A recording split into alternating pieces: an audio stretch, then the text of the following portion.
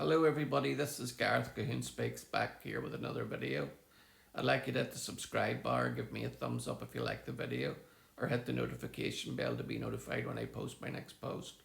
Or otherwise you can donate to my ministry and the charities that I support at garethcahoon3@gmail.com on PayPal.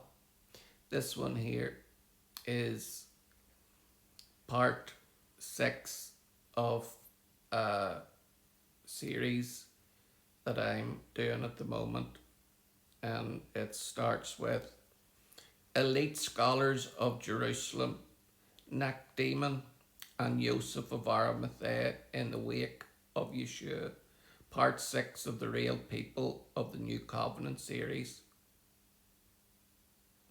The elite scholars of Jerusalem, Nakdimon and Yosef of Arimathea in the wake of Yeshua. In the final phase of Yeshua's ministry, the story leaves the tax roads of Galilee and the fiscal hubs of Jericho to enter the stone courts and scholarly halls of Jerusalem. Here, decisions are made not at the toll booths or quays, but within the institutional world of the Second Temple period, where legal debates, ritual authority, and ancestral precedent shape public life. Within this setting, two figures emerge whose lives are woven through the cap city's ruling structures: Nakdimon or Nicodemus and Yosef of Arimathea. A council scholar comes to Yeshua in the night. The Gospel of Yochanan John introduces Nakdimon with a compact description. Now there was a Pharisee, a man named Nicodemus, who was a member of the Jewish ruling council. He came to Yeshua, Jesus, at night. John chapter 3 verses 1 to 2. This brief notice places him at the intersection of three identities. He was a Pharisee, a ruler of the Jews, and likely a member of the Sanhedrin, the Jerusalem council associated with legal and religious judgment. His visit by night suggests caution rather than open allegiance, unlike the fishermen of Galilee or the toll collectors at the roadside booths. Nakdimon approached Yeshua in the privacy of darkness, carrying with him the language of the scholarly elite, law, signs, interpretation, and the authority of tradition. Yeshua, Jesus, addresses him not as a novice but as Israel's teacher, confronting him with ideas that stretch beyond the categories of formal instruction: birth from above, spirit, and the life and the lifting up of the Son of Man, in language that recalls Moses and the bronze serpent. Appeal within the Sanhedrin. Nakdimon approaches again when Jerusalem authorities debate Yeshua's growing influence in John 7. Officers sent to arrest Yeshua return without him, and some voices in the circle dismiss him as a Galilean pretender. At this point, Nakdimon intervenes with a legal question: does our law condemn a man without first hearing him to find out what he has been doing? John chapter 7 verses 50 to 51. It is a measured statement, but it reveals a scholar appealing to due process from within the very body inclined to reject Yeshua.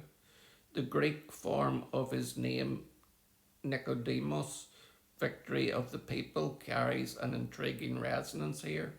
He is the council insider who insists that the institutional voice of the people must not silence truth without a hearing. His final appearance comes after the crucifixion.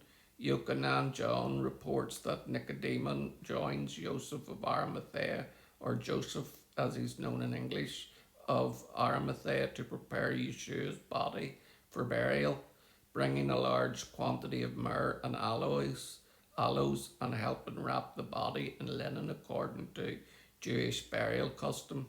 John 19 verses 39 to 40.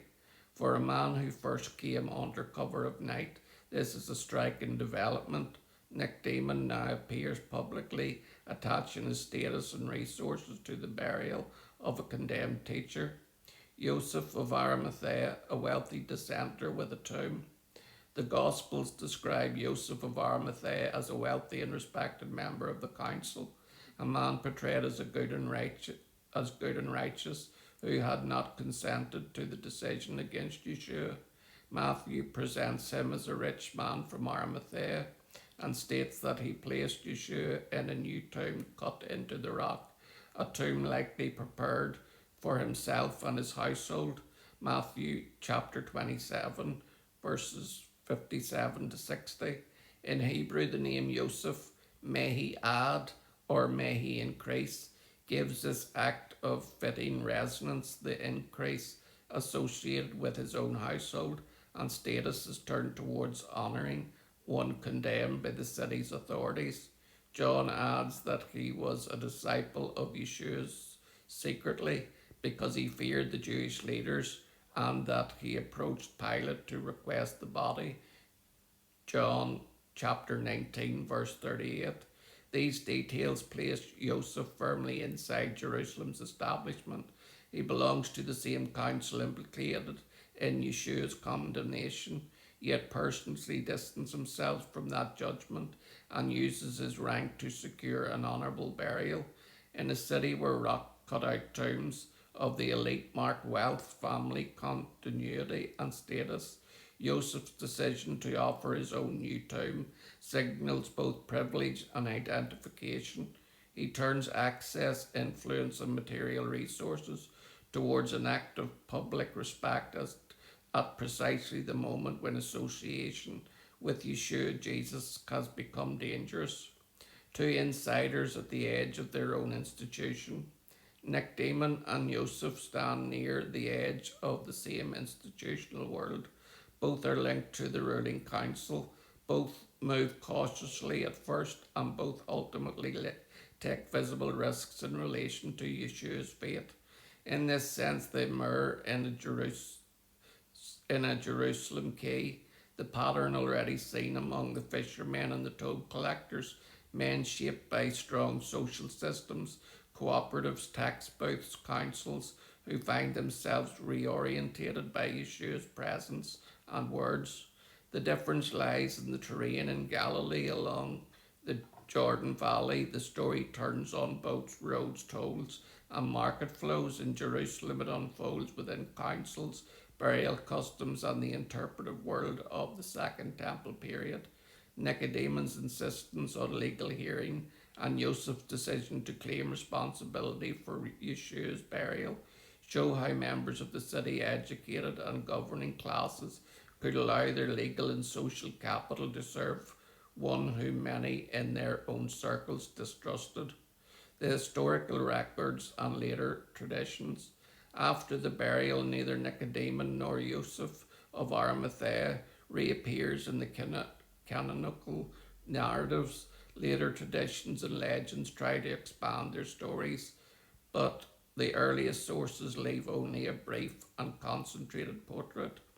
As studies on Nakdimon and Yosef of Arimathea highlight two men of learning, means, and status who step forward when many others fall silent, their actions do not erase the role of the wider institution in Yeshua's death, but they do show the response within Jerusalem's leadership were not uniform. Seen